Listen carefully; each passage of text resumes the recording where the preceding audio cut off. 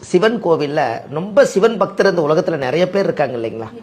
உட்கார்ந்தா சிவா, எந்திரிச்சா சிவபெருமானே, தூங்கும்போது சிவனே என்னை காப்பாற்று, பரமசிவா, இப்படியெல்லாம் வேண்டிக்கிறாங்க இல்லைங்களா? அப்போ நம்ம எல்லாமே ஒரு சிவன் பக்தர்களாக இந்த காலத்தில் வந்ததுக்கு இந்த காரணமே என்னென்னு கேட்டிங்கன்னா, அந்த சிவனை கும்பிடுவாங்க.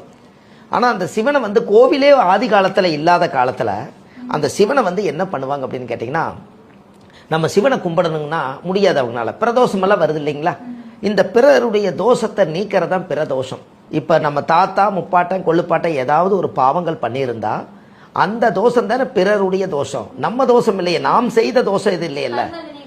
ஆமாங்க, இதுதான் இந்த பிரதோஷம். அப்போ இந்த பிரதோஷங்கிறது என்னன்னா, சிவனுக்கு சந்தன காப்பு போட்டு நந்திக்கு சந்தன காப்பு போட்டு அன்னைக்கு பிரதோஷத்தை அன்னைக்கு போய் ஒரு தேங்காய் பழம் பூ மாலை கல்கண்டு வாங்கி அர்ச்சனை பண்ணி சாமி கும்பிட்டா அவங்களுக்கு 3-4 தலைமுறையிலிருந்து